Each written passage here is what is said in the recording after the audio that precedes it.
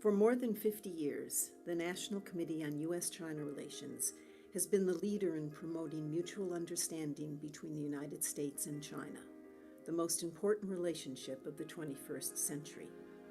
The National Committee strengthens that relationship by helping people on both sides of the Pacific to understand one another better and to address issues of mutual concern through exchanges, dialogues, and other activities. These programs address key issues such as economic relations, rule of law, security, public health, and the environment, in the belief that constructive Sino-American relations benefit both countries as well as the global community.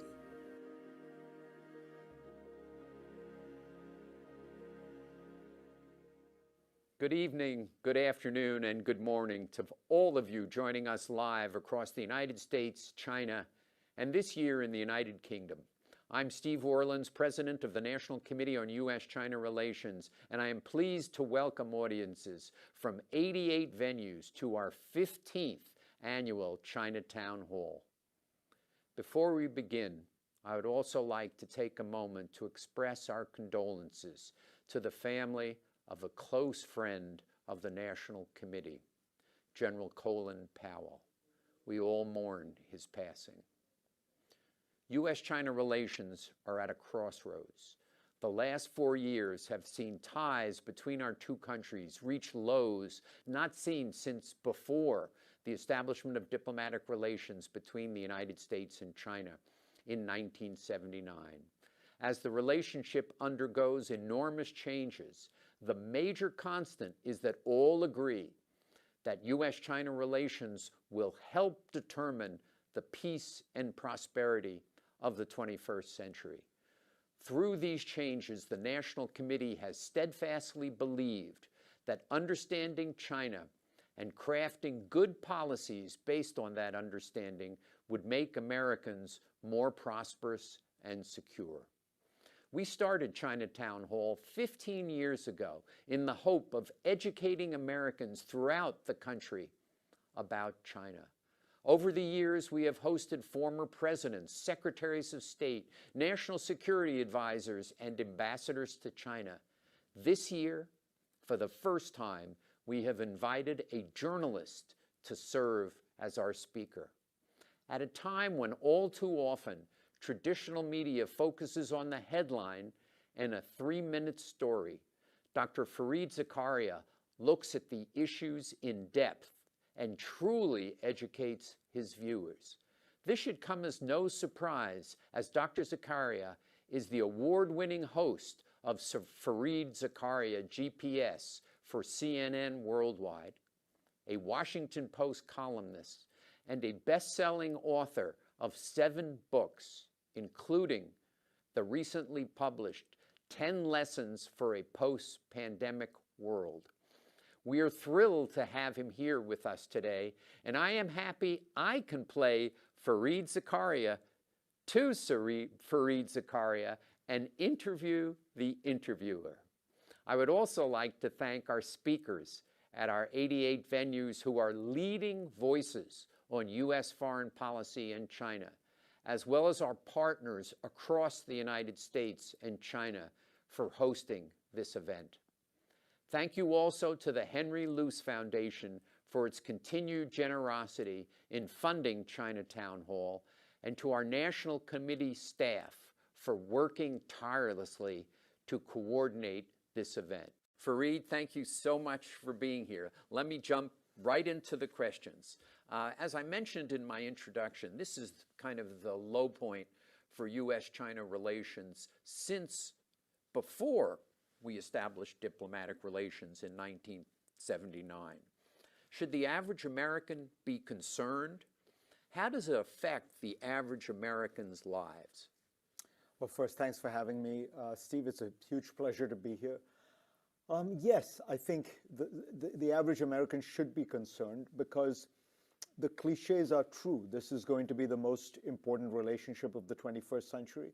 It's going to define the 21st century. It's the biggest new thing that has happened to the international system, really in 100 years, right? If you think about the rise and fall of great powers, as being one of those great engines of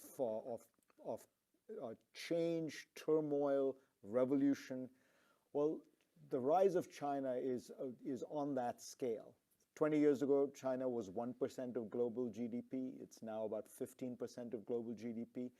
There's virtually no country has had as dramatic a rise. And it's probably headed toward 20% of global GDP, which is roughly where the United States is. So the 21st century is going to be defined by these two powers. And what's interesting is you'll notice after the two of them, there's a big drop-off. So China is the number 2 economy in the world, but it's larger than number 3, number 4, number 5, and number 6 put together. Similarly, defense budget. The US is, of course, number 1. China is number 2. But the Chinese defense budget is larger than the 3rd, 4th, 5th, and 6th put together. So that's why I tend to think we're back in a bipolar world. You know, a world in which these two superpowers, one clearly bigger than the other, the United States by far the number 1, but they outrank everyone else. And the question for the 21st century is going to be, can these two superpowers find a way to coexist, to cooperate, to compete, but to do so within the framework of a strategic relationship that recognizes there are huge costs to going down a path that leads us to another Cold War. And if we can get that right, and this is on both sides, this is not, you know, we tend to often think of as though America is the only actor here. Obviously, China gets a vote on this too. But if we can do that, I think you could imagine a 21st century that's quite different from one that ends up being filled with arms races, conflict, proxy wars. You know, that's the thing people forget about the Cold War is the degree to which it transformed and warped not just international life, but the life of every, you know, the average person in these countries. And so those are the stakes. We're going to live in a bipolar 21st century. Bipolarity is a given.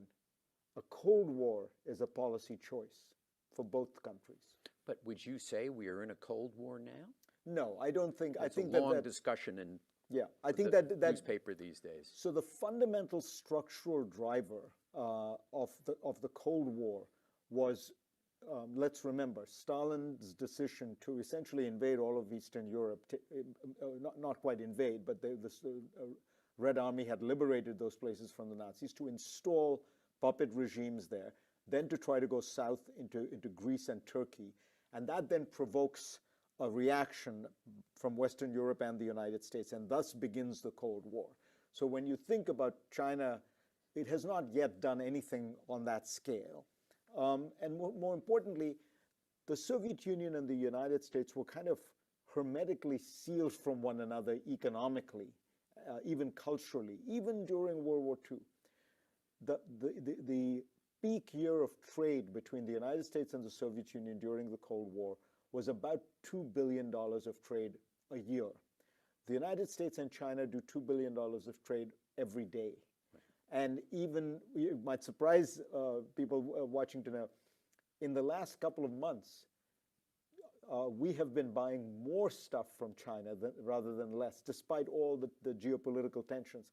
And that gets at a kind of fundamental reality of today's world, which is it is deeply interdependent in a very complicated way. So, you know, nobody decided that they wanted to have closer economic ties with China over the last 3 months. In fact, both sides have, you know, in many ways, the governments are trying in their way to untangle themselves a little bit. But here's what happened. Americans stopped going to the gym and started to buy Pelotons. Well, guess where Pelotons are made? They're made in China. So you see, we're both locked into such an interdependent relationship that things happen without anyone wanting them to. And by the way, that's one of the glories of the complexity of a kind of open trading system in the world, that, you know, you can get stuff from everywhere, you can interact with lots of people. And if we did really go down the path of a Cold War, I think all that would unravel. It would become, and in the worst case scenario, we go back to isolated autarkic economies and a huge amount of conflict and confrontation. Your defense statistic is interesting because I often hear it that the United States defense budget exceeds the second, third, fourth, fifth, sixth, seventh countries combined. But you talk about it that China's exceeds those next five also, which By is the way, a very different way of looking at it. That also happens to be true. The U.S. is so much higher. You know, I mean, the U.S. spends about $750 billion. China spends about $250 or something like that, and then it really drops off, as you can imagine. Yeah. But and it's important to point out, you know, the Chinese have been building up. They've been expanding their military spending significantly. So it's not that there aren't reasons to be concerned. And again, it's not that the Chinese have not done things that should cause alarm. They have, and particularly under Xi. But the question is, you know, do we have, for the United States, this is a very difficult challenge. The United States is very comfortable historically either withdrawing from the international system or dominating it. Withdrawing from the international system is Washington's farewell address. Just, you know, keep out of that damned European continent with all its ills and duplicity and Machiavellian machinations. John Quincy Adams says, you know, we don't want to go around the world looking for monsters to destroy. Domination is post-World War II, right? We basically built the international system in our image. The challenge is going to be for the next 100 years, maybe, we're going to have to find a way to live within a system where we're still number one, but we don't embody the system. We're not so far above everybody else. And China, in that sense, becomes the principal country that is a rival. You know, we've in some ways, we've had it lucky. In the last 60 years, 70 years, the two countries that rose economically to quasi-great power status economically were Japan and Germany, both in a sense returning. But, you know, it didn't change the geopolitics of the world at all because both were American allies. Both existed within the American security umbrella. Both were closely tied to the U.S. by treaty. So China is really the first great power to have risen into this post-World War II system that we built that is not a Western ally, that is not an American. I mean, honestly, the Japan and Germany could be described as American satellites. You know? Yeah, and both were functioning democracies. Right. Which perfect lead into the first question from the audience, which is from Daniel Yu of the American Bar Association. And he asks, how do we balance our economic and business interests that you've referred to, desiring Chinese cooperation on global health and climate change, and China's potential threats towards Western values, such as human rights, democracy, regional and international peace? And obviously, he's referring to Hong Kong and Xinjiang also. It's a big question. In a way, it is the central question, which is, it's almost asking, how should we conduct our relations with China, given the opportunities and the challenges, right? So the way I would put it is, I think that there are some areas where you have to search for a win-win solution and for cooperation with the Chinese, because everyone is better off that way. Trade is a perfect example. The Chinese do cheat on trade, and they are protectionist on trade. By the way, so are we. The United States, Europe have massive agricultural subsidies, for example. We have all everything the Biden administration is doing with regard to this Build Back Better plan, the Buy America provisions in that, are protectionist. They are against the spirit of the World Trade Organization. They would probably be found in violation if somebody brought them, you know. So there's a very good tally of this, and it points out in the last 20 years, the U.S. has put in place more protectionist measures than any country in the world, very much including China. China is not even second. I think it's Brazil, India, then maybe China is seventh. So China has many non-market features that are a huge problem. But I believe that there are win-win solutions here because the Chinese also want trade. They also want to be able to be a player in a system in which they're increasingly moving up the value chain. So do you know who the largest filer of patents as a single company in the world last year was? Huawei. So China is now getting to the point where it doesn't want intellectual property stolen because it's generating a lot of intellectual property. So there's that whole bunch of areas where there are real disagreements. The obvious thing to do is for the US, Europe, and Japan to get together, come up with a common negotiating position and push hard with the Chinese. Then there are areas where the Chinese are trying to erode the basic norms, values of the international system. Human rights, the issues relating to whether or not there should be pushback from outside the world when you renege on a treaty or an agreement like Hong Kong, which it does not have some kind of clear legal status, but the Chinese government did promise in the handover documents to the British that they would honor a kind of one country, two system model, which they have not. So on those ones, I think the United States, the West in general, should stand tough. I mean, I think we should not compromise. We should not pretend these issues don't exist. We should air the differences. We should, hold them accountable in the sense that we can. Again, always better to do this with other countries than by ourselves. But I fear that this balance that the question was asking about is politically very difficult to do. When Truman outlined to Senator Vandenberg, the Republican whose support he was trying to get, that he wanted to have a strategy towards the Soviet Union that we now call containment, Vandenberg said to him, Mr. President, the only way this will work is if you go on TV and scare the hell out of the American people. Otherwise, we're not going to be. And my fear is that, in order to get some of the things people want to get on the more confrontational side, you're going to exaggerate the threat, minimize the areas for cooperation. And that could lead us down a very dangerous path, because one thing we must always keep in mind in this conversation is China is not some inanimate object out there. It's got its own politics, it's got its own culture, it's got its own society. So when we do things, it has an impact on them. Yep. Let's go to our first question from the audience, from Catherine Ng, who is right here in New York City, and she'll be on video. Hi, I'm Catherine. I'm calling in from New York City. My question is about U.S. shifting Asia priorities and relations with Europe. Since the Obama administration, the U.S. has been trying to pivot to Asia, but without too much success. We're now at a moment where the country is able to shift more completely to Asia, but is also straining alliances along the way. For example, we withdrew from Afghanistan, but at a bit of a cost there. The US signed an AUKUS deal that left France upset.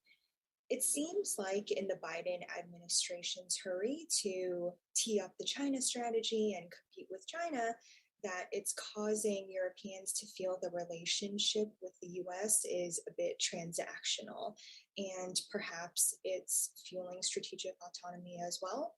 And yet, a strong European coalition is necessary to effectively confront China. How would you evaluate Biden's China policy as it currently stands? Thank you.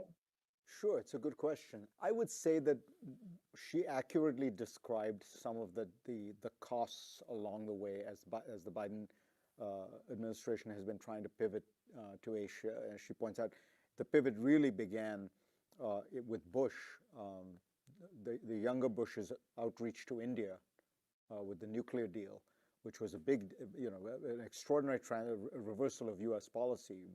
For 35 years, we had punished the Indians for having a nuclear weapon, and then we normalized it, and it was largely because there was the desire to bring India into the fold. Then the Obama pivot to Asia, so articulated, putting troops in Australia, a kind of base in the Philippines, all of which then led to what the Biden administration has tried to do. As usual, Trump is a kind of weird aberration where he doesn't really quite have a policy. It's schizophrenic. One day he loves Xi Jinping, the other day he's bashing him.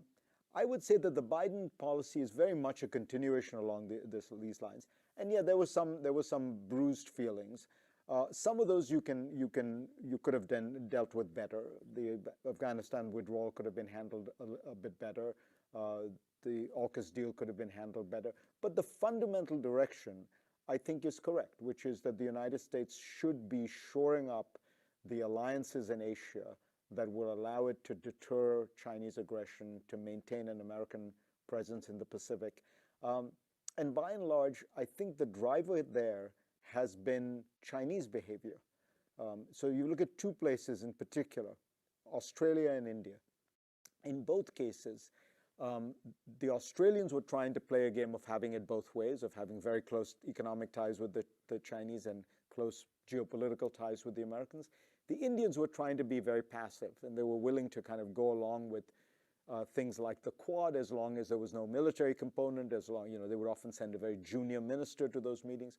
And then the Chinese under Xi became, much more aggressive, issuing the set of demands to Australia, in the case of India, having that border skirmish.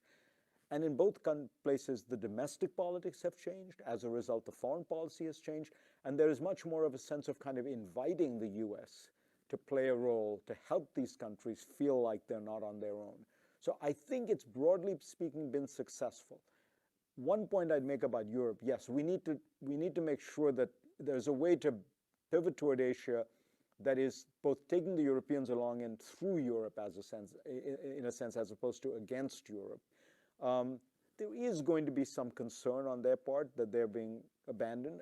I think it's actually, the way to point it out is it's largely good news. It means Europe is not the cockpit of potential war. I mean, that was the issue in the Cold War, was people worried that the Soviet Union was going to move millions of men through Europe, through the Fulda Gap in Germany to kind of conquer Europe. That concern is largely gone, though of course Putin does represent a threat to places like the Baltic states and Poland and Ukraine. But the action has moved to Asia. So naturally, U.S. foreign policy should move there. Europe will never act, final point, because you mentioned, Europe will never be a strategic actor.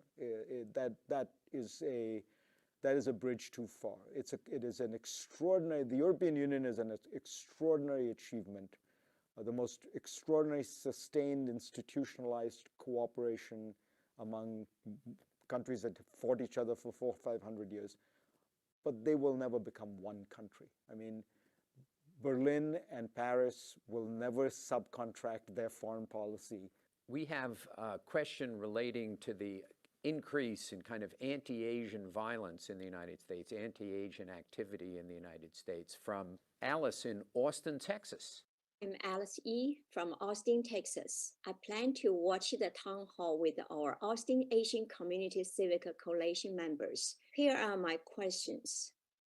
FBI wrongfully accused many Chinese scientists before, like Wenhou Li, Sherry Chen, and many, many more.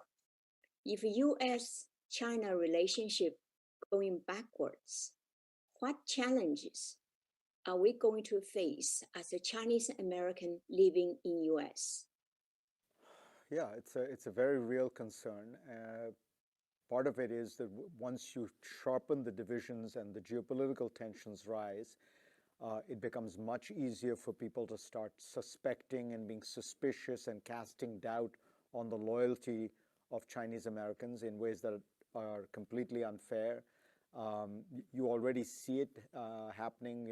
People like Mike Pompeo and other Republicans have been accusing universities of becoming hotbeds of spying activity. Again, very rarely do they have specific charges or let alone proof, but these are easy things to say. And I think we should be aware that this is a challenge that Chinese Americans have faced almost uniquely among Asian Americans because of the Asian Exclusion Acts, the Chinese labor that was brought in, the way in which they have been historically discriminated against.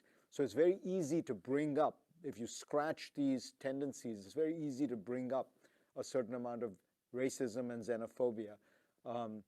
I worry a lot about this. If you look back over American history, America reacts badly when it gets scared.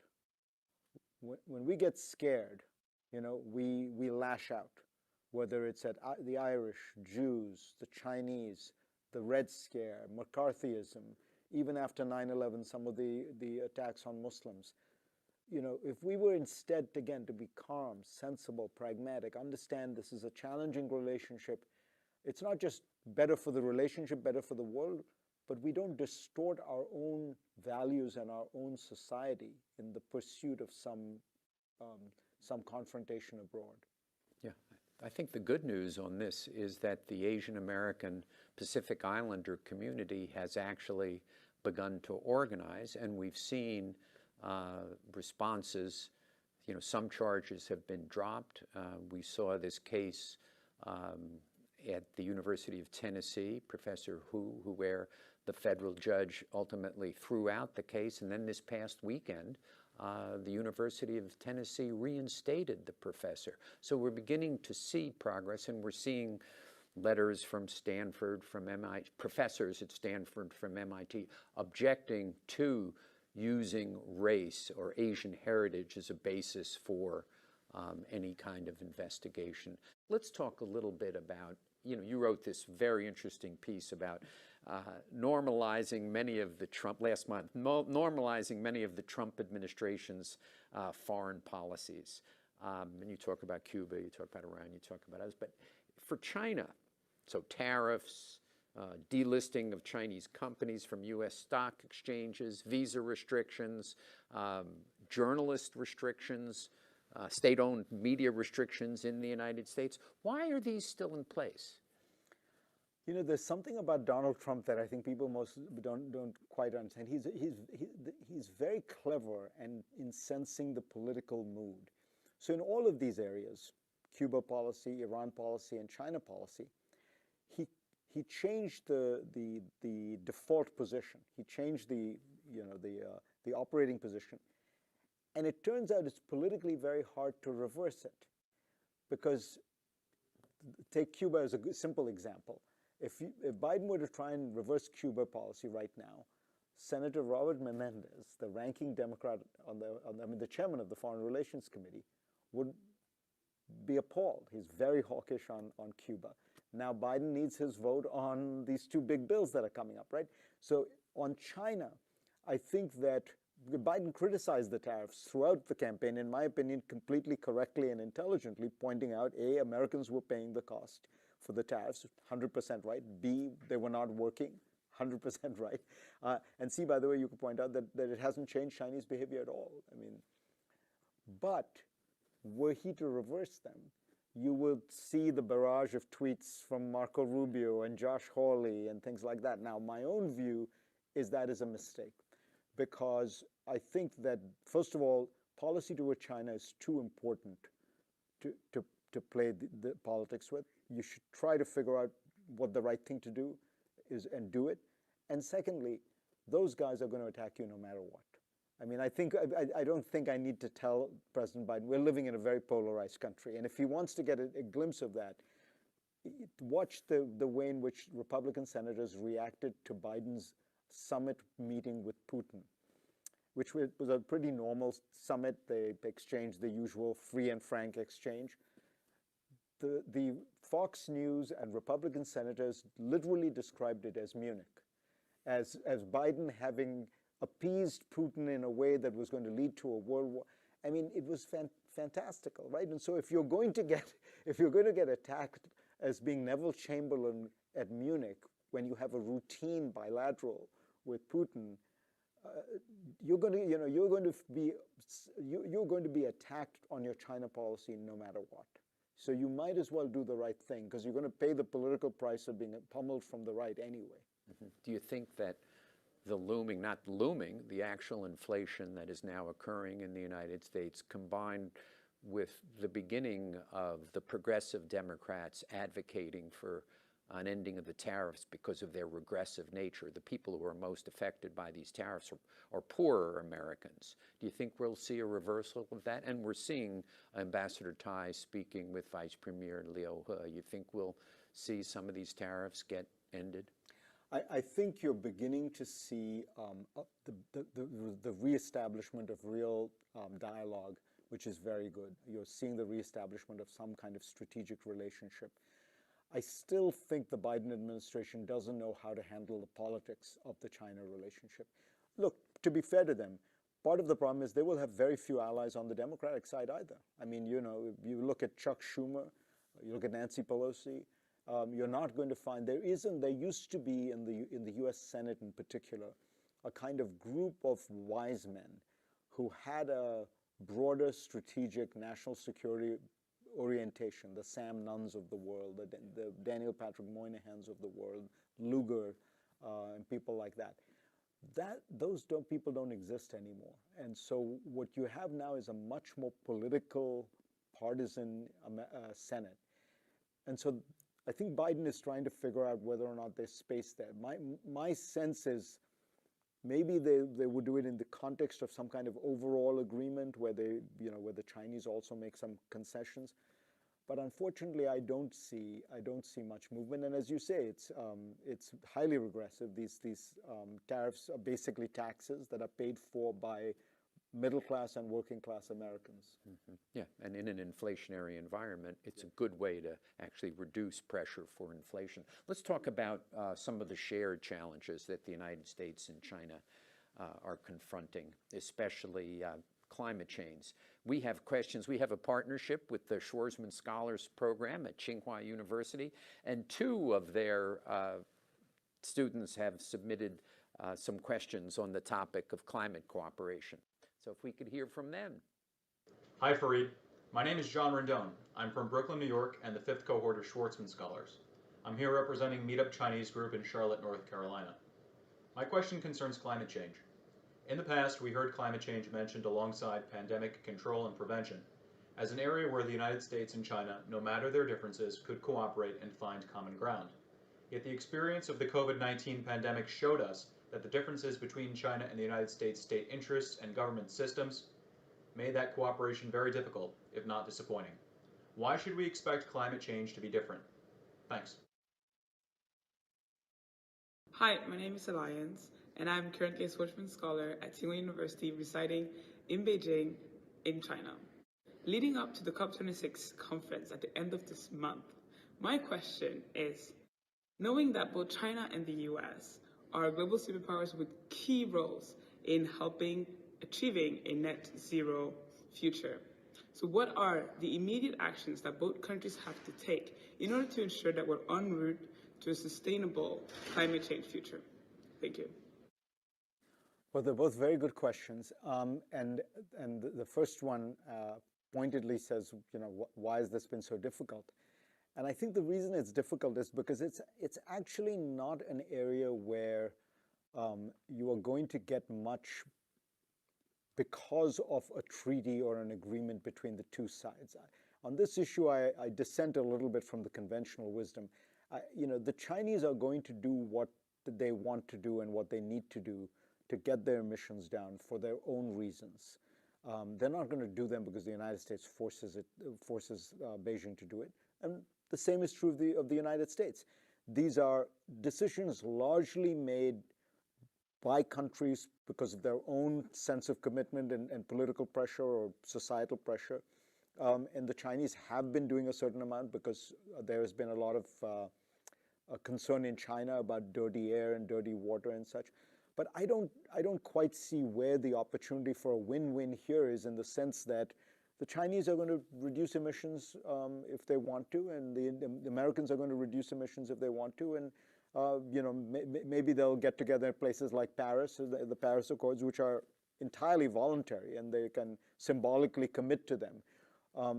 I think that the area for cooperation would be really if there were efforts to help the poorer countries in the world get to green energy faster, and rather than being completely competitive about it, to find ways to help with project financing and things like that. Right now, we're going about it in an entirely competitive way. The Chinese do their Belt and Road Initiative. The United States is trying to offer various other forms and is trying to counter that.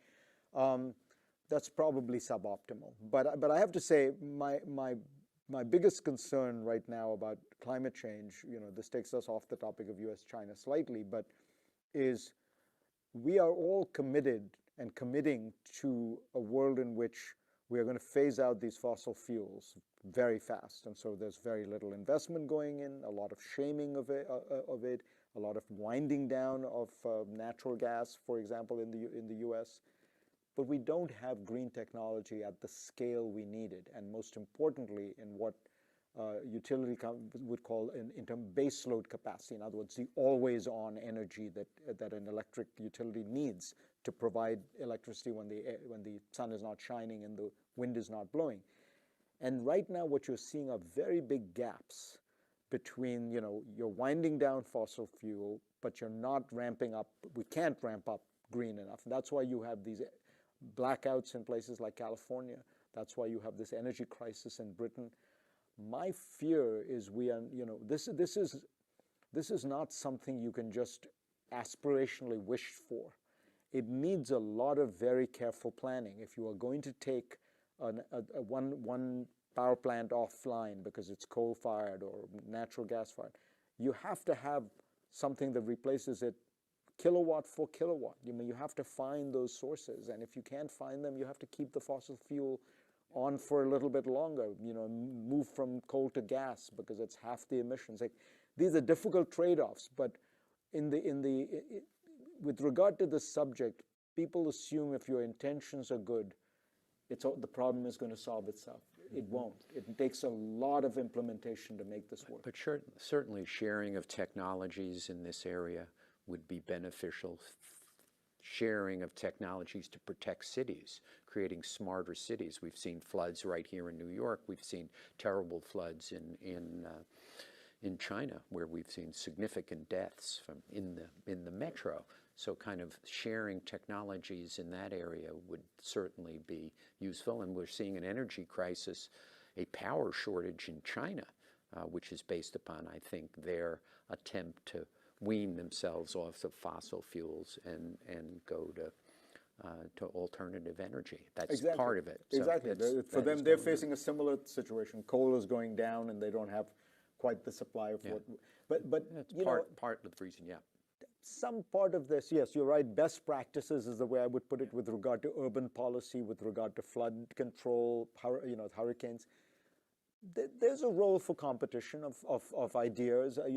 If Chinese companies are trying one technique for battery storage and U.S. companies are trying one, that's good old-fashioned capitalism. Yeah. And you will end up with more interesting optimal solutions if they are actually competing against each other. Yeah. In your recent book, you talk about kind of the impact of the varying impacts of COVID. I got something years ago. I always believed that climate change and economic crisis and terrorism and pandemic would bring the United States and China together. It would force us to cooperate. Didn't happen with COVID. What happened, and what are the implications of it for U.S. China relations? It's a great question, because I too would have guessed that something like the pandemic could have had that effect. And I think two things happened, and it's one of those kind of, some parts of history are determined by large structural forces, and sometimes there is the accident, the peculiarity that makes things go in the direction they go. The peculiarity here was the COVID started in China.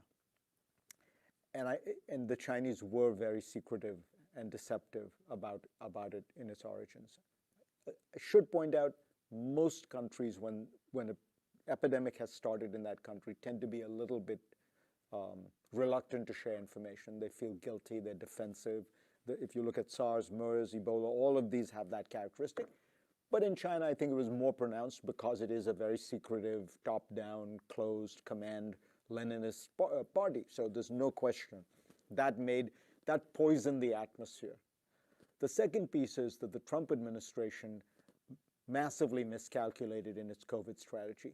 It thought that the virus would go away. It thought that any kind of economic lockdown would be foolish and not worth doing. It sort of took it was not an entirely crazy idea. It took the view that, look, we'll ride this out. The virus will wane the way that SARS did wane and MERS did wane, but they turned out to be wrong. So they confronted a full-blown pandemic, and then Trump's basic response to everything is blame somebody else. And so the whole Trump strategy became blame China, poison relations. Until then, he had been playing this schizophrenic game where one day he loved Xi, one day he bashed him. The COVID thing completely transformed it. And Trump is very good with public opinion, and he knew exactly how to play it, to turn the pandemic into the China virus, the Wuhan flu, all that kind of thing. And that took us in a place where cooperation became impossible. I mean, it's strange because the height of the Cold War, the United States and the Soviet Union cooperated to jointly inoculate the world from smallpox. And the eradication of smallpox was an extraordinary example of superpower cooperation at the height of the Cold War. This was in the 50s, so pre the arms control. This was at the point where people thought the United States and the Soviet Union could fight a nuclear war. And at that very point, they were cooperating on global public health. Yeah. We can't do it right now. Yeah, it was one of the disappointments. We, of course, had reduced our medical presence in China. Prior to that, we had people from our CDC embedded in China's CDC, from our National Science Foundation, and in 2017 and 18 they got withdrawn, which didn't help us understand what had occurred when COVID started. And Steve, that's an important point about how to influence China. This is a huge country, civilization, 5,000 years old, now very rich and powerful. Some part of how we will get them to do things we think are right and not do bad things is going to be deterrence, is to be strong, be tough, push back. But some of it surely is also going to be cooperation, being there, involving ourselves, getting to know people, getting to as you said, our CDC, their CDC, our SEC working with their SEC. For two reasons. One, you do build some trust and goodwill. Secondly, you have some familiarity with what's going on in that place. And finally, they don't want to break the bonds either. They also, interdependence creates a certain kind of asymmetrical power for you. They don't want to get it all to be cut off and isolated. So the threat of pulling people out could be one of your bargaining chips.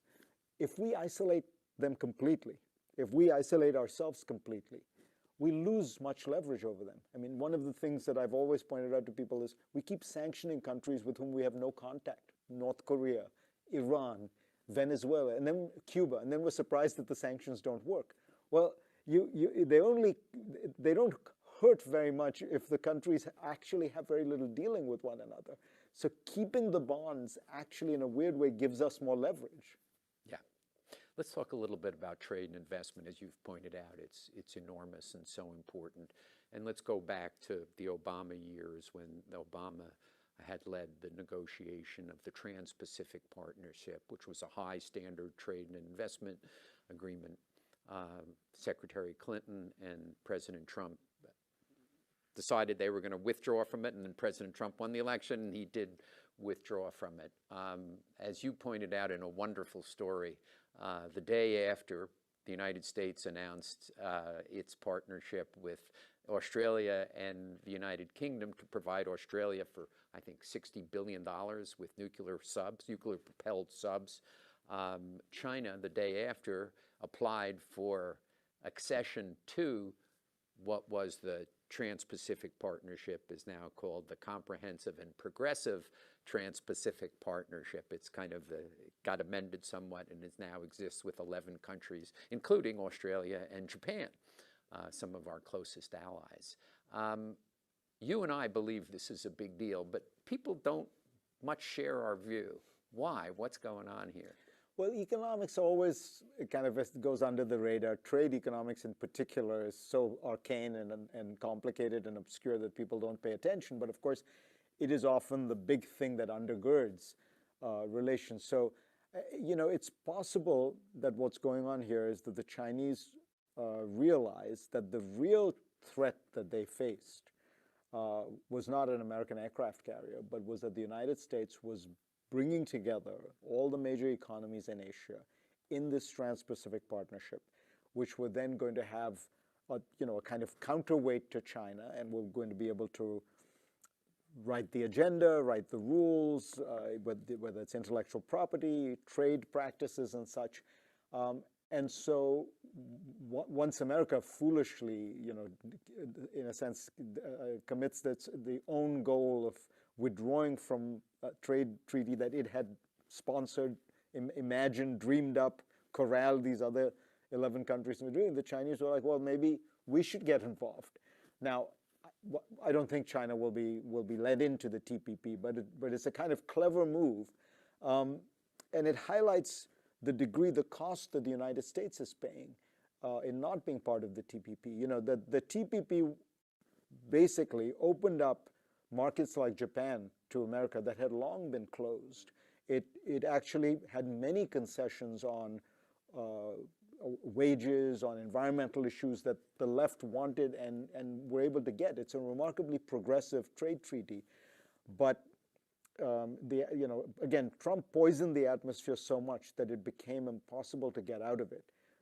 If things continue to go south, though, I do think the Chinese will, whether formally through the mechanism of joining the TPP or not, they will take advantage. If America retreats more and more into isolation and protectionism, the Chinese benefit because the rest of the world can't afford to do that. The U.S. is still a vast domestic economy. We think we're very globalized. We're not. 80% of the U.S. economy is a domestic economy. Trade is only 20% of our economy. But you go to Thailand, you go to Malaysia, you go to Singapore, you go to Taiwan, these countries are entirely dependent on trade. Even Germany, 50% of German GDP is trade. But you're thinking that China will never get in, or will not get I think in it's for the tough. next decade? There's a provision in there that says non-market economies can't join, and there is significant. I think there's enough reality to China not having a real market economy, and secondly, given where the Australians are and the Japanese are right now, they would veto it. Is my guess. I think it would take either significant reforms or significant cajoling from the Chinese. I think the Chinese have, we've talked a lot about American policy. Xi has fundamentally misunderstood how to handle his Asian neighbors. I think that the Xi approach has been be very strong, be very tough, and you will command their respect. It's not working. It's having exactly the opposite impact. I can tell you, intimately knowing the India story, the Indians were really not very anti-Chinese. They were being pushed by the U.S. to get more involved with the Quad. And then Xi launches this skirmish in the Himalayas, this border. It's not clear what happened. It's not clear what happened. We don't know what happened. Nobody's explained it well. What we know is that the Chinese and the Indians fought hand to hand because they'd been luckily told not to use weapons. The Chinese ended up with 20 square miles of additional territory. But this is like frozen wasteland tundra territory. I don't know what they would do with it. But as a result, it completely changed India's foreign policy toward China. They banned hundreds of Chinese apps. They've essentially banned all Chinese investment into the country. And they are now much more actively participating, even at a defense level, with the Quad.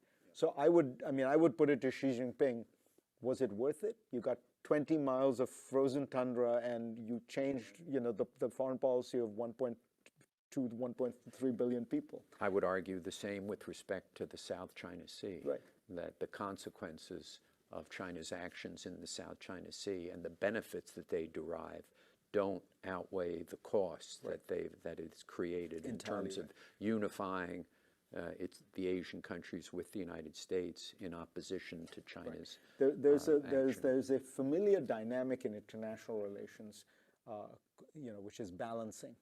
Countries first try to balance against a rising power, rising threat.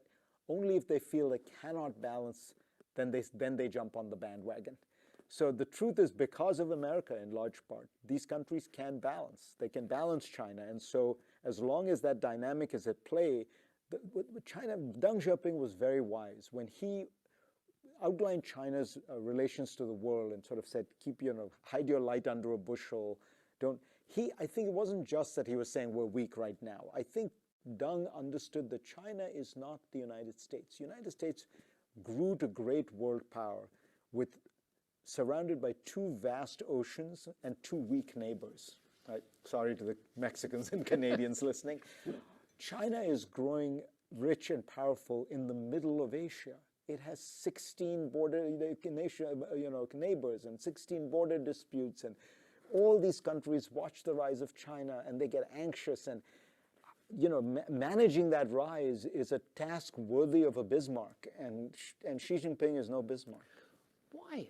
And then I want to get off of CPTPP, but during the Obama administration, national security professionals, so our armed forces, the Secretary of Defense said that, joining the Trans-Pacific Partnership was more valuable than a bunch of aircraft carrier groups, that it really created another pillar for America's presence in Asia.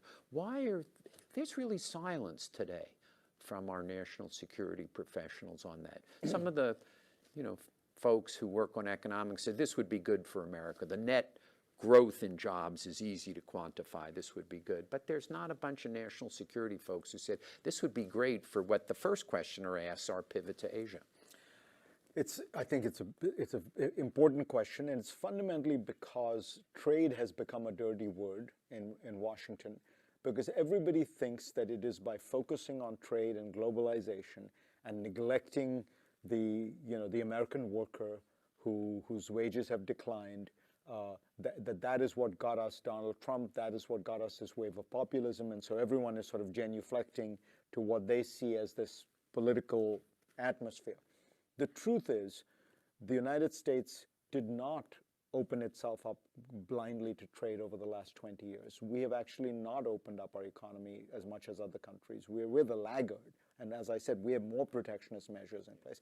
Many of those, by the way, are what hurt American workers. And one of the reasons for the decline in wages actually has to do with the fact that we weren't keeping pace with the rest of the world. The big number everyone talks about is this one China study that found 2 million jobs. American manufacturing workers lost 2 million jobs because of what is called the China shock. Nobody read the study. That's over 15 years. Okay, that comes to about 150,000 jobs every year. Now, do you know how many jobs American workers lose every year through the normal churning of the American economy? 60 million. So this is 150,000 jobs out of 60 million that are lost every year through all kinds of reasons. Now, some of those are voluntary. People resign, people move locations. But even if you take it, there's a very good calculation done by the International Institute for International Economics. It basically comes to the conclusion that for every job lost to trade with China, there were 150 other jobs lost by American workers to technology, to productivity gains, to all kinds of other things.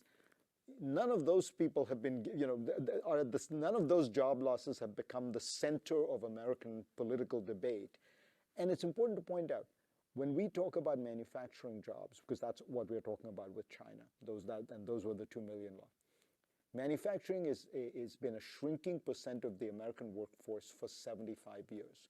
We've been going down, down, down. If you look at Germany, a country that has a trade surplus that supports manufacturing, manufacturing is at the heart of the German economy.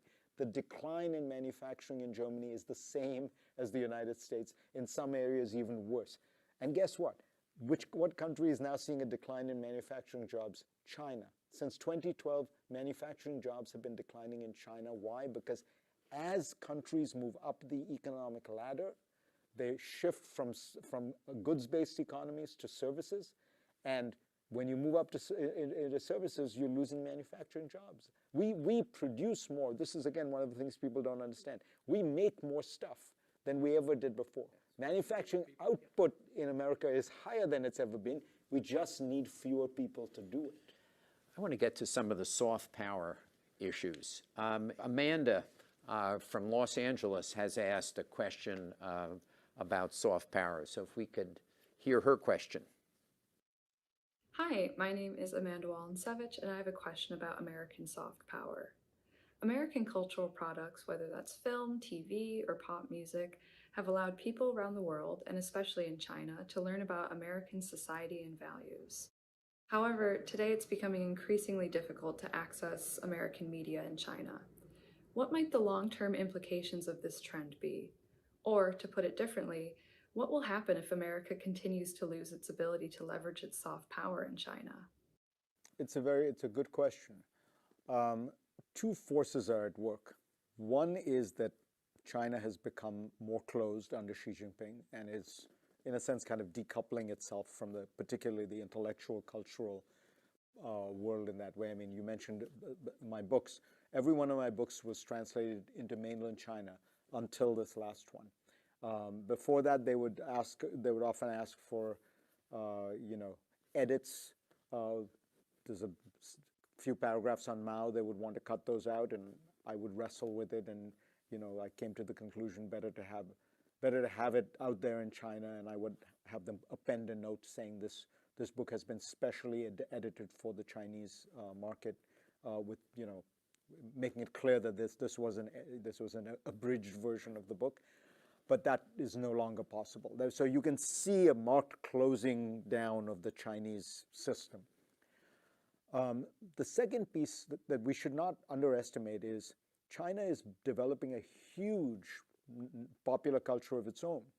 So one of the things that I was struck by 10 years ago, this is when China was still very much opening up and liberalizing, was that you'd go to China and you'd talk to people there and you'd realize what we thought of as the biggest rock stars of the world, singers in the world, movie actors, they were unknown in China.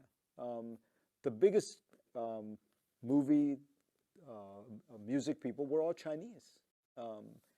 They did know some of our very biggest people, Britney Spears or Madonna or Taylor Swift now and people like that. But the vast majority of the entertainment space is now Chinese, and that is happening all over the world. Bollywood movies are 95% of the Indian market now. Korean popular culture is massively popular, not just in Korea and other places. And this is, it's a wonderful phenomenon. You're seeing the rise of the rest, as I call it, the cultural renaissance of these places. Often they're copying a lot of American formats. So there's a Korean version of Friends and a Korean version of Modern Family and things like that, but in their own idiom and speaking their own language and things like that. And in that sense, we are losing a certain kind of cultural power. Look, the United States defined modernity for much of the world. When I was growing up in India, you watched American movies and sitcoms and music to understand what modernity was, because America was the face of modernity. Well, now modernity has many faces. There is a Chinese face to modernity. There's a Korean face to modernity. There is an Australian face, and that's a good thing. We want a society. We want a world in which lots of people are doing well. Our greatest soft power was the image and the strength of our democratic system. That's the one I worry about. I don't care if people are watching American sitcoms or watching Korean sitcoms. What I worry about is that people don't respect the American system of government as being something that at the end of the day, secretly, aspirationally, everybody thinks this is where we should get to. That was very much part of every country's DNA, other than Europe, of course, which has had its own path, but that we've lost. We're not going to be able to get to nearly all of our questions. I had questions on Taiwan and other questions, but let me just close with two quick questions. One, from your perspective, what is one common sense recommendation you'd make to the leadership in either or both countries to improve the relationship going forward? I'd probably do two. One is that they should set up more regular meetings between the senior officials. I am a strong believer in this, as Churchill said, better to jaw than war. Having actual contact would make a big difference. And I would say the second one is try to be sensible and commonsensical about the economic relationship, which is clearly can proceed on a win-win platform, which is to say it is better for Americans and it's better for Chinese people if we were able to trade more, to engage in more economic activity. Think of the opposite. Imagine if China collapsed as an economy right now. It would plunge the United States into a recession. Why is that good for us? Why is it good for us to have a world in which fewer people can buy and sell and invest? And so try to decouple that from the genuine and legitimate issues that you have about Chinese predatory behavior or South China Sea, as you say. Try to preserve there are positive parts of the relationship that are positive for both the citizens of the US and China and for the citizens of the world. Try to husband the good while also dealing with the bad. Last question comes from Webster Lewing from New Jersey. And he asked something which will be asked at all of the 88 venues that are going to be watching this or that are watching this live. What can ordinary citizens do to prevent a new Cold War between the United States and China, as we discussed at the very beginning of this broadcast? It's a great question, and it's a very difficult one to answer because, generally Americans don't vote on foreign policy. They essentially delegate foreign policy to the executive branch. Even Congress doesn't tend to get too involved, though on China they have gotten very involved. The average person, I think, my feeling has always been that we somehow don't get people who have common sense, who are practical, who are pragmatic, to be as energized, as vociferous, as active in the political sphere as the crazies.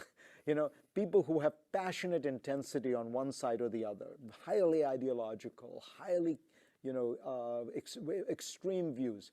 Think of the primary voters in the Republican and the Democratic Party, who are usually 10% of the voting. And now we've gotten to the point where it's Twitter, which is 10% of that 10%. And somehow they frame the debate, they frame the dialogue, and everyone runs scared of getting a series of angry tweets from somebody or getting primary voters upset. But there's this vast middle of the country of people who are sensible, pragmatic, and I think for all those listening who I think are so inclined, you've got to get more active. You've got to approach this with the same level of intensity as the people on the far right and the far left, because if you don't do that, your voice gets drowned out. Your preferences are not taken seriously. And all I think people should be asking for is, let's just be sensible about this. There's a way to compete with China, to confront China, and to cooperate with China within an overall strategic relationship that recognizes we're not going anywhere and we're not going to give up on our values. But they also have, they're also going to have a place at the table. China has been around for 5,000 years. It's going to be around for a while. I think that's a perfect way to end, because that's what the Chinatown Hall is all about. It's about getting Americans to learn about China, and when they learn about China, to learn more about China, learn more about what U.S. China relations mean for them at home, and to take that information and talk to your congressman, talk to your senator, talk to your governor. And that's the point. And you have done a fabulous job in educating all of the folks who are watching us tonight. I thank you for engaging in this terrific conversation. And I want to thank our audience, too, for asking some terrific questions. Please be sure to visit the National Committee's website and YouTube channel for the full recording of this event and for our other excellent programming. Thank you all for joining us, and have a great, whether it's your morning, noon, or night, have a great day. And thank you again, Fareed. Thank you, Steve.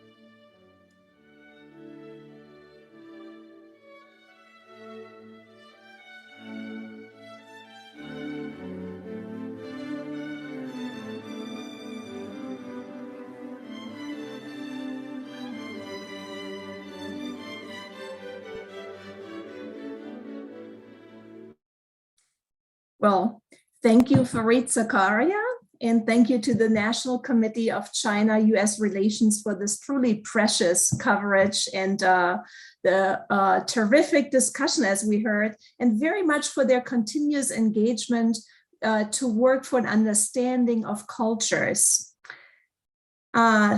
This is actually, I wanted to give a warm welcome to all our guests here tonight in St. Louis, and I see a lot of friends in our audience. I recognize several names, and I'm sure our speakers have too. So this is the time when we move our event over to our St. Louis chapter, and I'm pleased to welcome everyone on behalf of the University of Missouri as partners of the National Committee on China-U.S. Relations. My name is Liane Constantine. I'm the Executive Director of UMSL Global. And we will use the next 30 to 45 minutes to take a deeper look into the question that many are asking these days here. China and the world, where are we? What matters?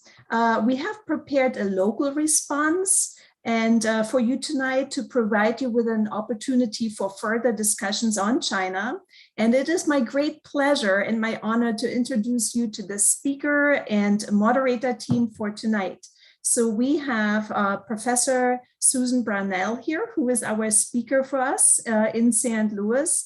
Dr. Susan Brownell received her PhD from the University of California, Santa Barbara in 1990. And she is a professor of anthropology at UMSL at the University of Missouri, St. Louis. She is an internationally recognized expert on Chinese sports, Olympic Games, and World Fairs. She won UMSL's Chancellor's Award for Research and Creativity in 2015, and that is no surprise to me and to the faculty members that are on this call here tonight. She has done substantial field work in China, primarily in Beijing and Shanghai, and she was a Fulbright senior researcher at the Beijing Sport University doing research on the Beijing Olympic Games. So I could go on, but real quick, at UMSL, she teaches courses about China, East Asia, culture, and also health and medicine. I'm curious about that. I need to join your classes, Susan. She boasts a comprehensive research portfolio on China and the East Asia region that is a huge contribution to our university and also to her field itself. My second guest here tonight is Dr. Teresa Coble. Teresa Coble serves as the Desmond Lee Endowed Professor of Experiential and Family Education at the University of Missouri St. Louis in collaboration with Forest Park Forever. She completed her graduate work in Chinese and forest research resources for her PhD at the University of Minnesota. Through her professional efforts, Dr. Coble seeks to help interpreters, educators, and communicators engage audiences about and provide meaningful experiences related to complex and controversial topics. So again, about Professor Coble, I could go on and on as well, but Teresa lived in China and in Taiwan. She speaks fluent Chinese, and she will moderate our discussion after Professor Brownell's presentation here. And just like real quick, Professor Brownell and us here as the organizer team just talked about yesterday when in Athens, the torch for the upcoming Olympic Games was lit. And I believe that's a good segue for her coverage that will ask the question, can a boycott of the Winter Olympic Games in Beijing 2022 happen? And with that, I hand it over to Professor Brownell. The floor is yours. Thank you. Thanks for that wonderful introduction. And thanks to all of you diehards who are hanging on for the local presentation. So let me share my screen and get started. Okay, so the world order has undergone tremendous changes since the US and USSR led boycotts of 1980 and 1984 during the Cold War. The growing political influence of non-governmental organizations, or NGOs, has led some scholars to assert that NGOs have become the third force in global politics after governments and corporations.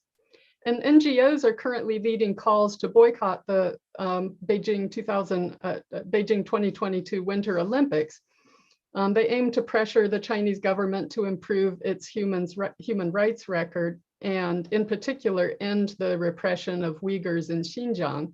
And then, as Liana mentioned, only yesterday, as the torch was lit in ancient Olympia, 3 protesters managed to sneak into the ancient stadium where the flame was being lit and to unfurl a Tibetan flag and a banner that said, that called these games the Uyghur Genocide Olympics. Genocide Olympics is a phrase left over from 2008 when we heard a lot about it. So this raises the question of how much influence NGOs can actually exercise over governments in the post-Cold War era, and also what effect their activism might have on China. So just to review a little bit of Olympic history since the end of the Cold War. Before 1992, Olympic boycotts were led by national governments protesting against other national governments. The most famous boycotts, of course, were President Jimmy Carter's boycott of the Moscow 1980 Olympics, and that was in protest of the Soviet invasion of Afghanistan. And that was followed by the Soviet Union's retaliatory boycott of the Los Angeles 1984 Olympics. I clearly remember the U.S. boycott of the 1980 Olympics because I competed in the 1980 Olympic trials, and that was the closest that I would come to making an Olympic team. I placed 7th, and the top 3 made the team. My event was the heptathlon, but we knew before the trials started that we would not be going to the Olympics, even if we made the team. In 1980, Juan Antonio Samaranch became president of the International Olympic Committee, and he embarked on an effort to prevent national boycotts by traveling the world, visiting heads of state to present the IOC's boycott, the argument against boycotts. His persuasion skills and also the bad memories of the 1980 boycott led to a broad consensus that still exists today among those who decide to send athletes to Olympic Games, and that is national governments and national Olympic committees. And that consensus was that boycotts do not accomplish diplomatic goals and they harm the athletes. This position is frequently repeated, and most recently, the U.S. Olympic and Paralympic Committee made this argument in its submission to the congressional hearing that was held in May on China, genocide, and the Olympics.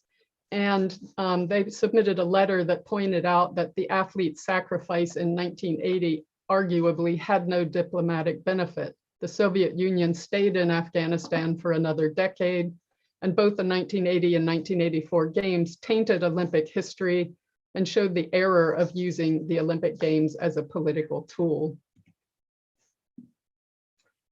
Since those first post-Cold War Summer Games in 1992, then, the loudest calls for boycotts have actually come from NGOs, not from national governments. And many of these NGOs didn't even exist until the very end of the Cold War, such as Human Rights Watch, Reporters Without Borders, Free Tibet, and Greenpeace.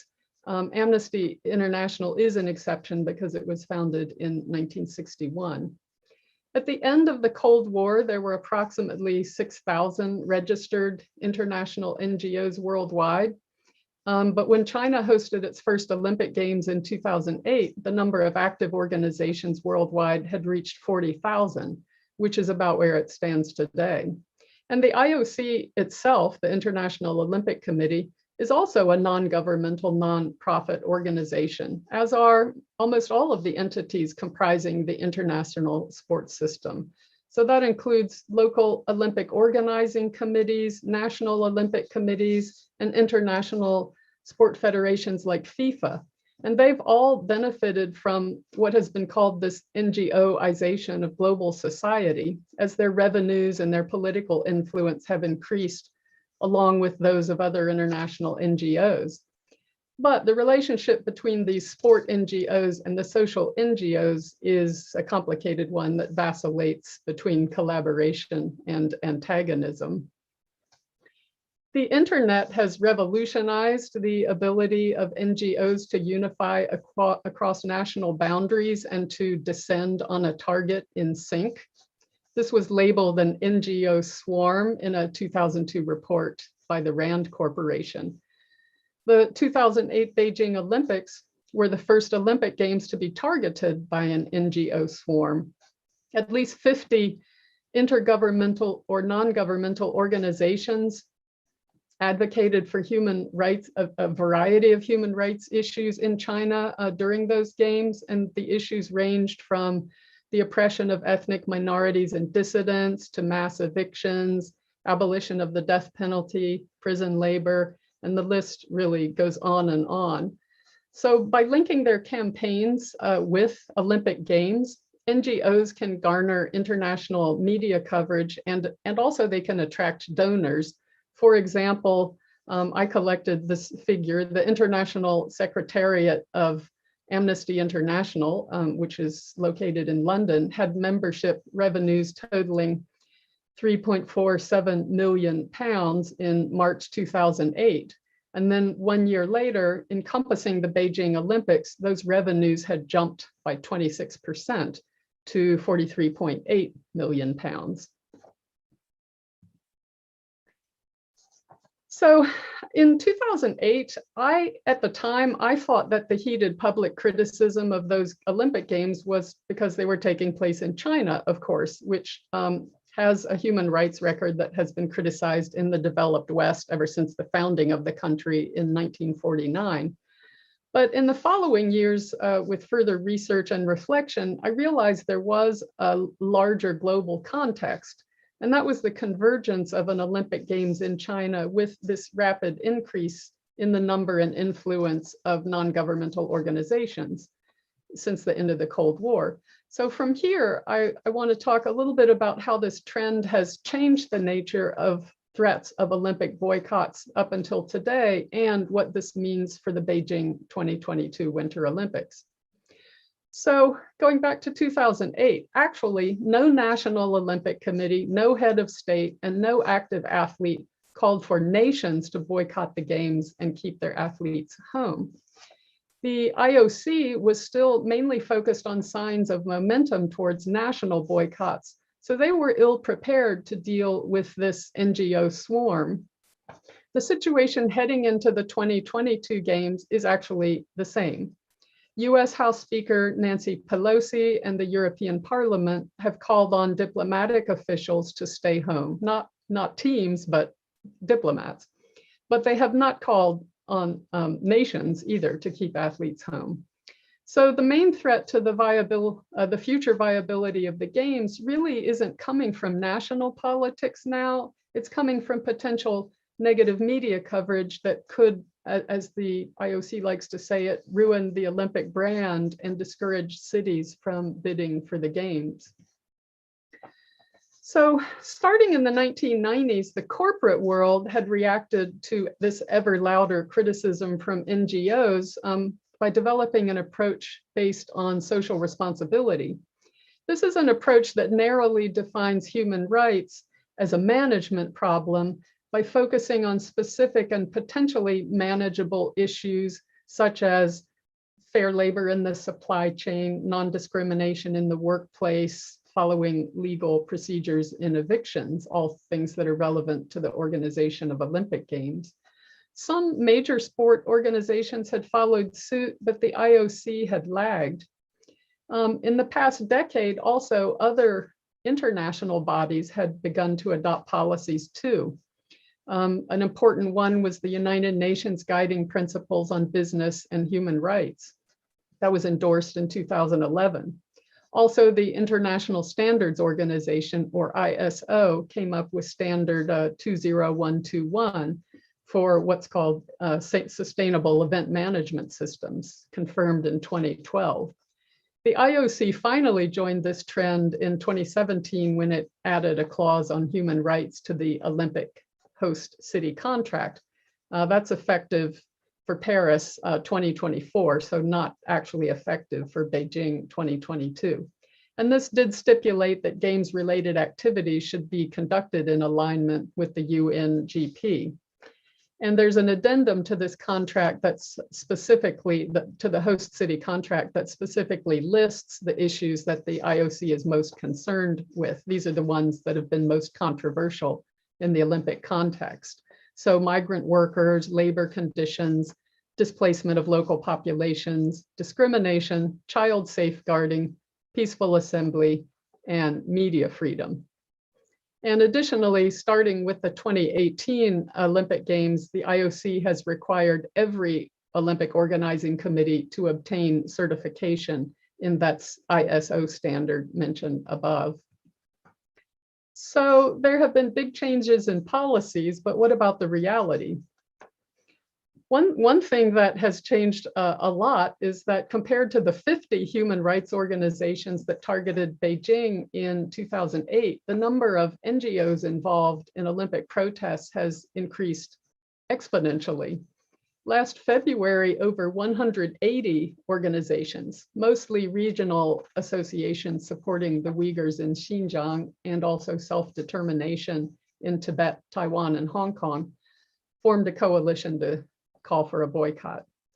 And this returns us to the question, how much influence can or should these NGOs exercise over governments? And in particular, how much influence will this NGO swarm and the IOC be able to exert on the Chinese government in the lead up to the Winter Olympics? As originally conceived in 1948, human rights fell under the purview of national governments. But now, under the label of social responsibility, sport organizations and global corporations have been publicly assigned a share of authority over some of these rights. And it is possible that the UN and the IOC have been strengthened by their collaboration with each other and with NGOs. The IOC, for example, has become bolder in challenging some nation states. At the recent Tokyo Olympics, you might have noticed that it even faced down the Kremlin by banning Russian athletes from competing under the national flag as a punishment for the nationally orchestrated doping system. And also the IOC's creation of the refugee Olympic team has allowed stateless athletes to participate for the first time in Olympic Games, which of course are normally organized around national teams. So although these new policies have only limited legal force, they are somewhat strengthened by the fact that there's this interconnection between powerful international actors, such as the IOC, the UN, the ISO, and others. But this web is just taking shape even as we speak, and it does predate the new host city contract that has the human rights clause in it, does predate the Beijing 2022 Winter Olympic Games. I think we can be sure that the IOC is engaging in what's called silent diplomacy behind the scenes, but public signs indicate that the leadership of the IOC and also of the U.S. Olympic and Paralympic Committee and other organizations remain committed to the position I mentioned at the start. Boycotts are politically ineffective and they punish the athletes. So in the case of China, public pressure via boycotts and protests will likely have a negative effect. I was living in Beijing during the year leading up to the 2008 Olympics, so I experienced the security crackdowns that followed the riots in Tibet and the chaos surrounding the European and North American legs of the torch relay. The uproar led Chinese leaders to recognize, correctly, I think, that hostile groups in the developed West had bigger international networks and were better organized and had more public support than they had initially realized. And it is frequently the case in China as elsewhere that a perceived threat from external enemies can cause authoritarianism to become even further entrenched. So I fear that the current protests could strengthen these negative consequences. And thank you for your attention. And I'll stop my share and we can take questions.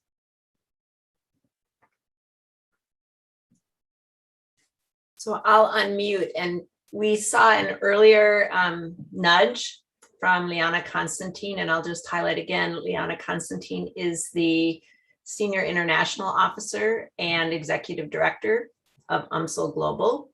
She is monitoring the Q&A board, and I'll occasionally, as I start to see things populate that board, I'll call on Liana to raise a question or two from that space. So please be active there and know that we're going to try to fold those in.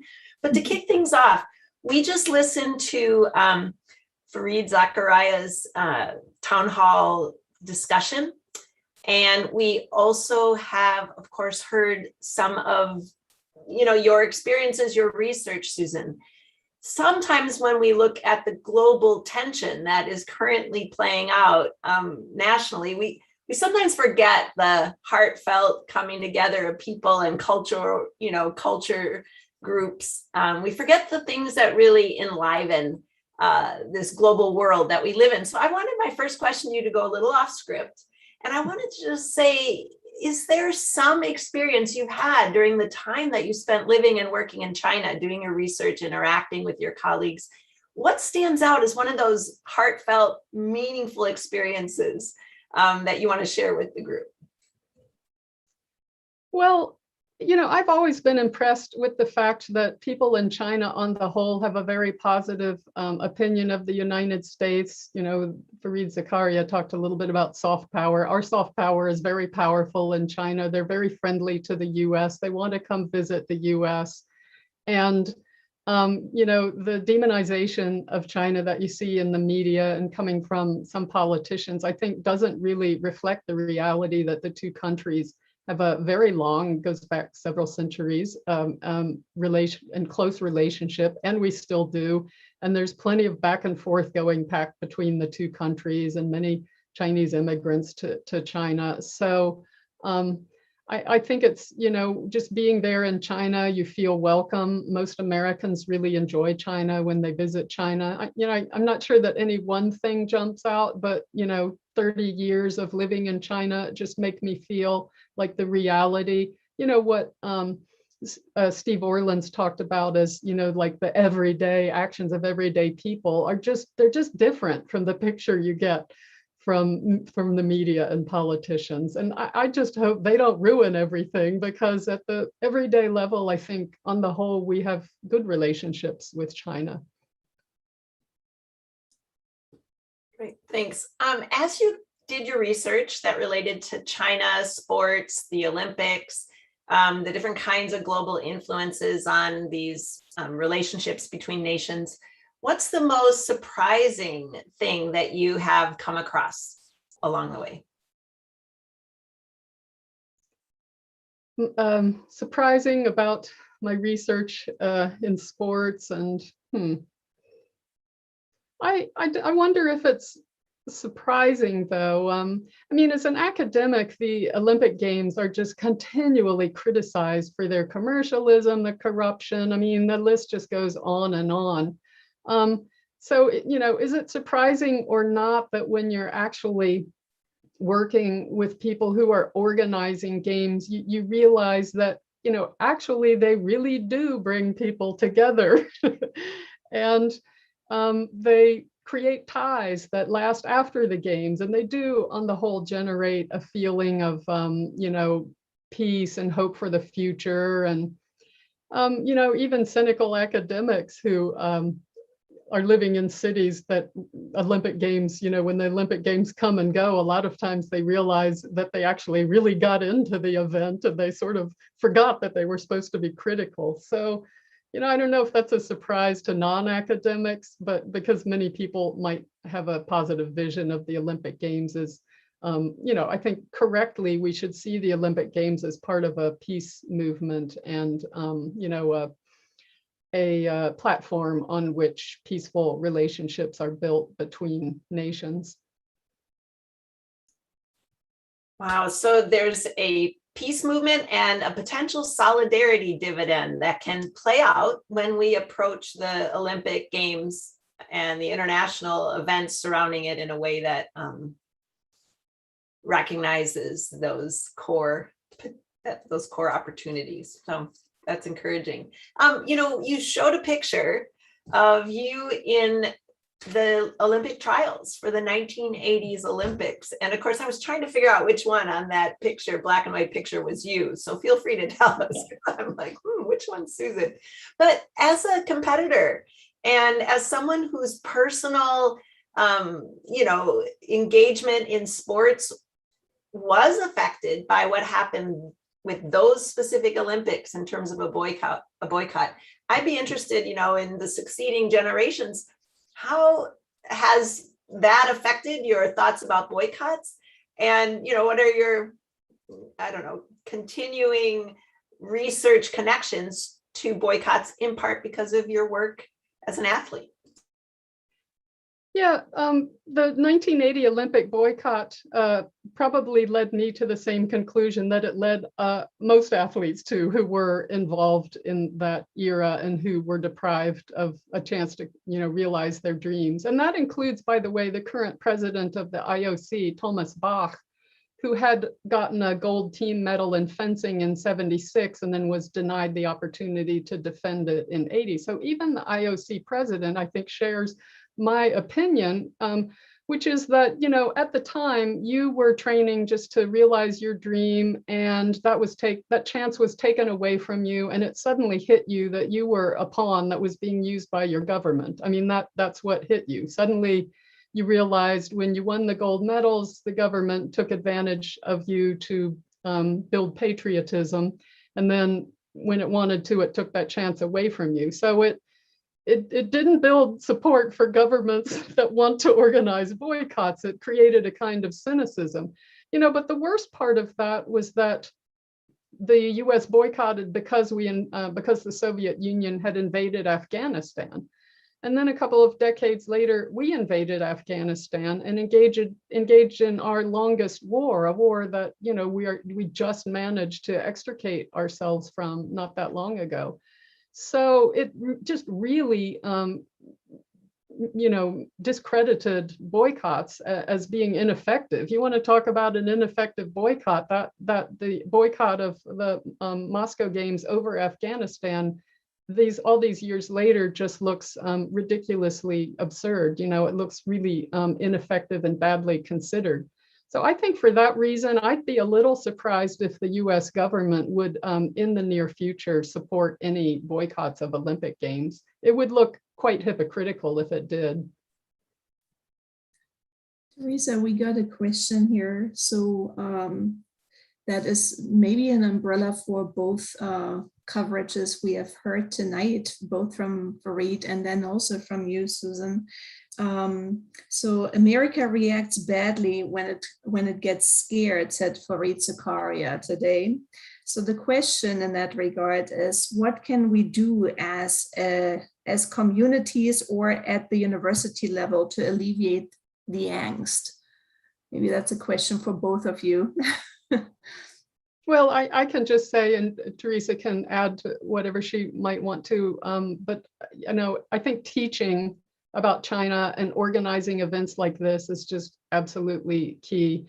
I mean, when I teach a course about China, I very often get students just saying, wow, I had no idea. It just gives them a view of the country that, they just,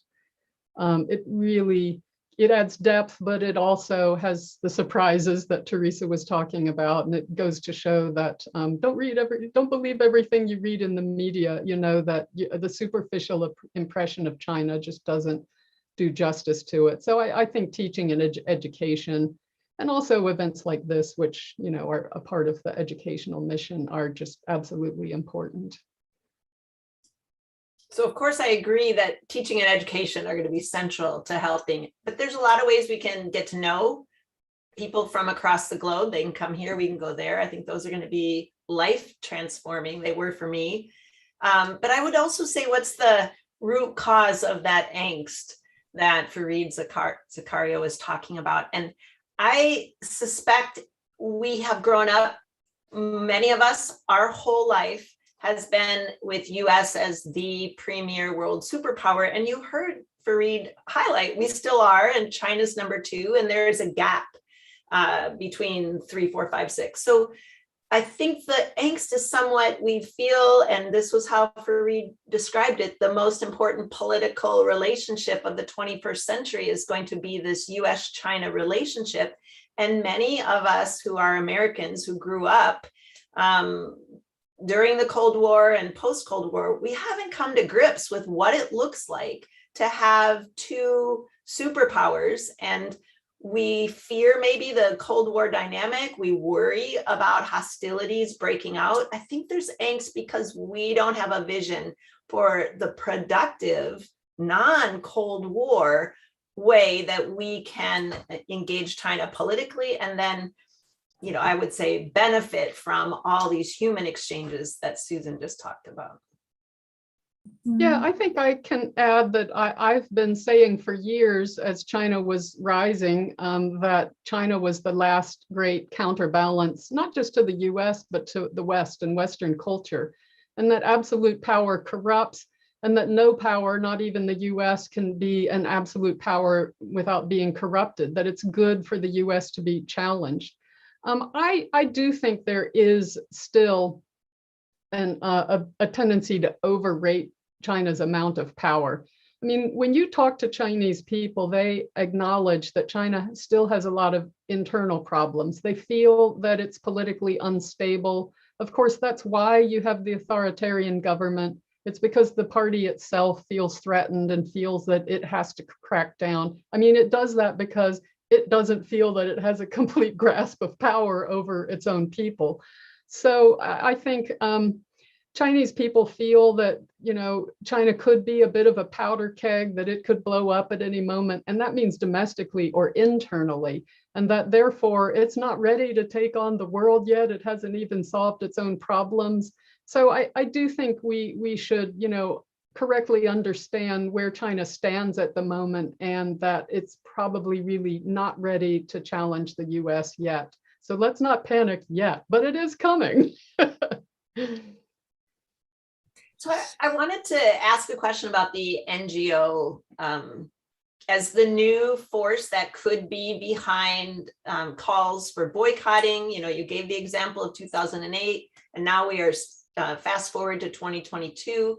So you mentioned now there's 180 NGOs and there's more global awareness perhaps, and more sense that there's an urgency around some of the issues that NGOs are adopting, especially as it relates to Xinjiang and the Uyghurs. So I'm wondering if you were to think about these NGO communities being more active in the run up to 2022, you made a comment earlier about the ability of NGOs to unify across national boundaries. How much will that influence their effectiveness, and how much of that unifying across national boundaries are you anticipating? Yeah, well, the unification of cross-national boundaries is already happening with these groups like Free Tibet, which have branches all over the developed West, and Falun Gong, which has been maybe not as prominent as it used to be, but these are major global organizations with global tentacles. Amnesty International, I mean, branches in dozens of countries around the world. But how effective can they be? I do have some questions. I mean, I can't speak for this kind of activism in all sectors, but I can speak about sport and the Olympic Games. And there's an sort of unusual, or what's the word? It's a dynamic that doesn't entirely satisfy me that surrounds Olympic Games, because Olympic Games attract a lot of media publicity, and that's why the NGOs are using it. But that's kind of like all they get out of it because of this consensus that I mentioned. The people who really hold the power and determine whether games will be boycotted or not just don't seem, they seem more and more entrenched that the games must go on and they aren't going to let these protests disturb them. So there's, you know, you've got this dynamic where the, you know, as a as an insider, a high-ranking person in the IOC once told me about Amnesty International, they just sit in their offices in London and shout. So the NGOs are protesting, they're shouting, and they're getting media coverage, but I'm actually not sure that's really changing anything. And also, it's ironic that they actually don't really want the games to be boycotted. If you pin some of them down, they will tell you, or canceled, because then they'd lose the platform. They recognize that it's the very fact that the games are being held in China that gives them the platform in the first place. So like even the NGOs calling for the boycotts actually have a vested interest in seeing the games take place in China. So the whole dynamic is not really configured in a way that's going to produce real change. Wow. So we have about 5 minutes left here, and I'd like to pick up a question that just came in the Q&A. Somebody is asking, I'd like to follow up on the idea of the Olympics as part of a peace movement. As an avid Olympic watcher, I experienced the media culture around the Olympics in the 70s, 80s, and 90s as much more nationalistic than cross-culture and peace-oriented. Has there been a shift in our knowledge about what happens in Olympic Village to build positive relationships changed? Or has the actual environment of the games themselves changed? Yeah, I do think of the Olympics as part of a peace movement, and that really is maybe based at looking at sort of the broad sweep of Olympic history. They were conceived as part of a peace movement. I mean, that was how they were originally conceived when they were invented or revived in 1896. And if you look at Olympic history, like leading up to World War I and World War II, you find really interesting things, like actually the number of organizations in the Olympic system, the international federations and national Olympic committees, was multiplying like gangbusters. It was like really growing rapidly until World War I stopped it temporarily. So it's almost like as Europe is building up towards war, that they are also building up their Olympic, sports system. And then the games stopped for 2 years during the war. And as soon as the war is over, they celebrate with an Olympic Games held in Antwerp, Belgium, which was one of the real killing fields of World War I. So then the organizations start building up again, and right into World War II, when they have to stop for 2 years because of the war.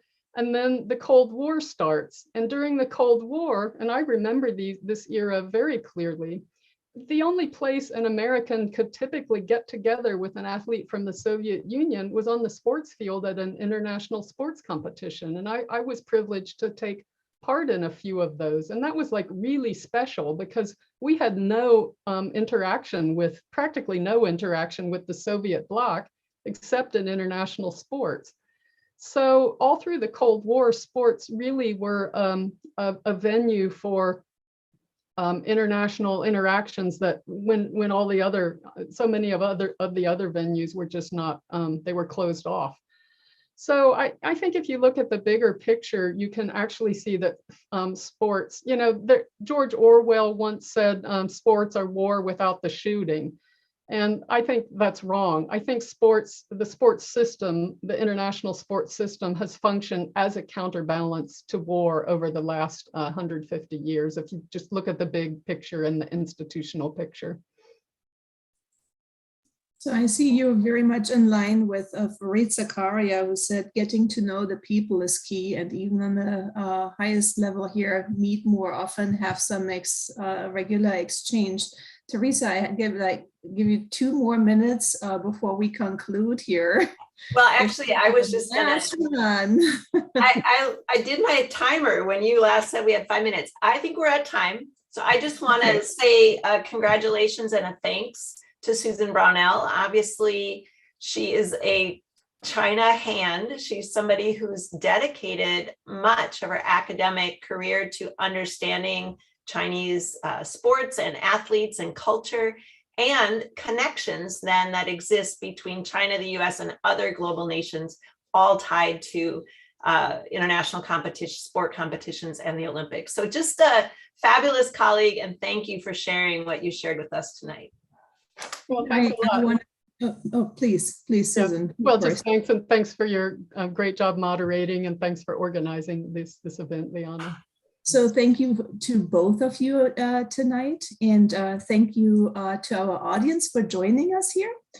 Stay tuned for more speakers events through UMSL Global. Our next ones will be plural, will be actually a small mini speaker series of 4 events under the FEDER speaker series that has a tradition in UMSL Global. And we will feature Afghanistan in 4 individual events. So stay tuned, stay close to our event announcements that Bob L. will send out to all of you. And then last but not least, thank you for being interested in the world. Thank you very much for tonight. See you all soon.